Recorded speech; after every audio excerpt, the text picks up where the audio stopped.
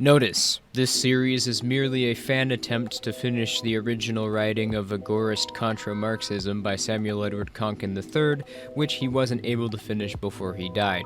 I in no way claim to speak directly for Konkin or claim any credit for the original writings or concept. I've merely expanded upon what Konkin left behind in his 10 unfinished chapters detailing what each section of the book would have looked like. Enjoy! Agorist Contra Marxism, Part 1. Marxism is dead. This is not just a subjective statement of opinion, but is objectively a demonstrable fact. This is acknowledged almost everywhere, with the exception of university campuses and stodgy old leftists, along with uninformed media pundits.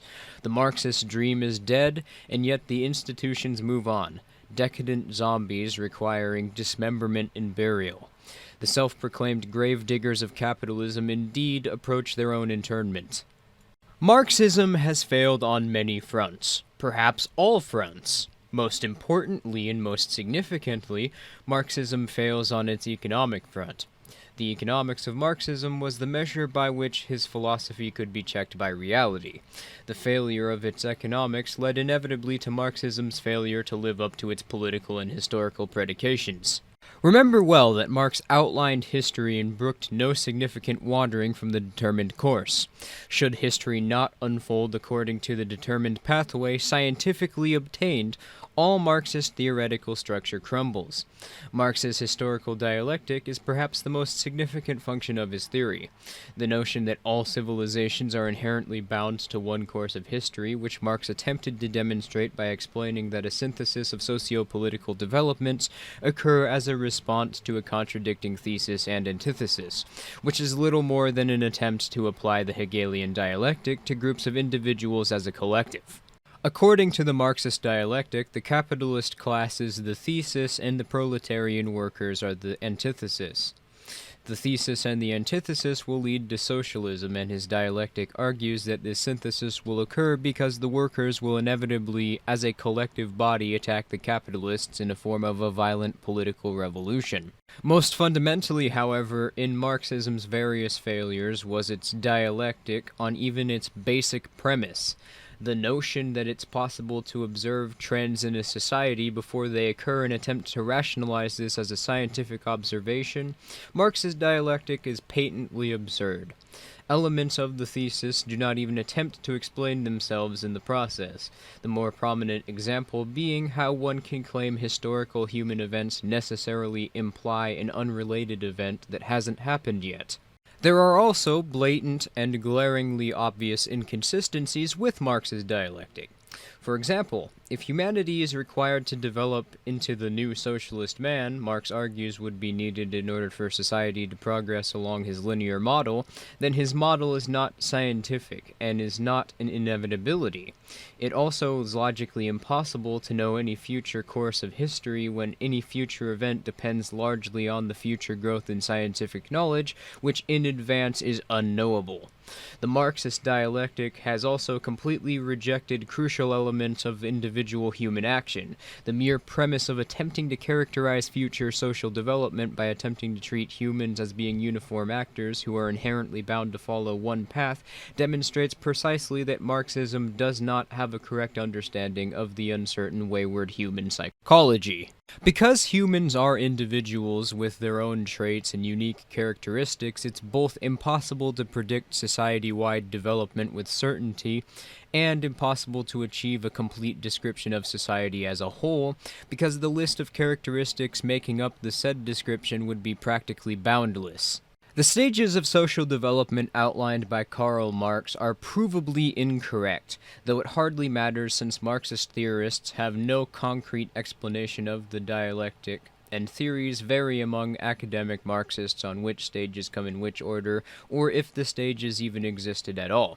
However, Marx specifically argued the progression of social development as follows: primitive communism, slave society, feudalism, capitalism, which according to Marx would be the stage society is currently in, socialism being created after the failure of late capitalism, and finally communism after the socialist vanguard state somehow dissolves. both demonstrating that Marx had a fundamental misunderstanding of history and governments. The earliest states formed in ancient Mesopotamia in 3500 BC.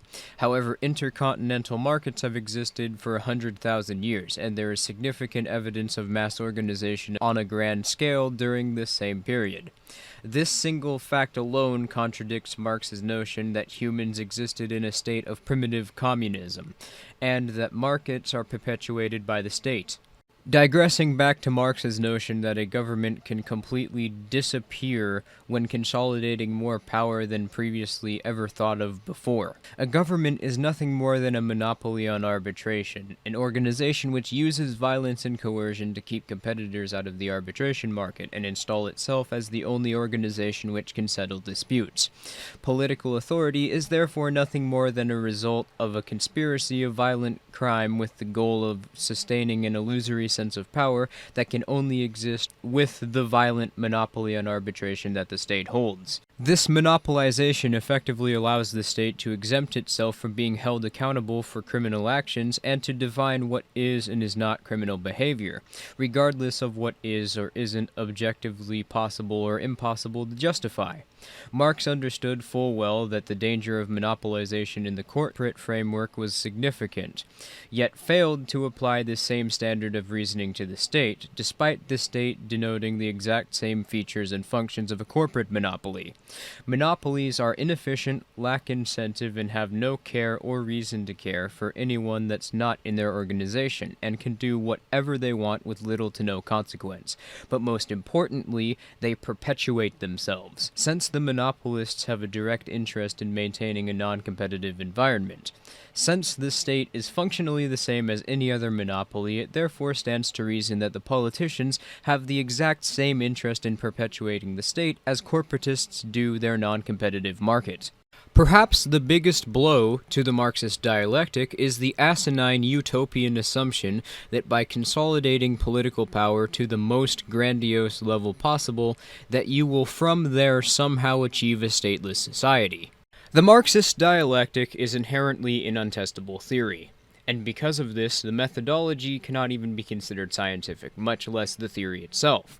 And the fact that Marxists had to infiltrate the state, impose state regulations on the economy to decrease the currency value, and monopolize the market in the hands of a few corporations in a vain attempt to create a self-fulfilling prophecy rather than to simply accept that Marxists' ideas are only that, ideas, and even then failed to realize the Marxist dialectic after totally and utterly manufacturing the conditions Marx described in late-stage capitalism, which of course would not have needed to happen if Marx's prognostication had been scientific. Still, some Marxists would argue that you need to infiltrate the state in order to cause the decline of capitalism described by Marx, which would only further demonstrate the unscientific nature of the Marxist dialectic. Marxism has failed to produce a workable model of reality, and the frank reason for this is because it's not realistic, nor does it attempt to conform to any workable, testable standards of scientific realism. On the other hand, it has won the hearts and souls of billions in the past century. In order to bury Marx, it is necessary to deal with his apparent successes, not his failures. His advertised strong points must be overcome, not his weak.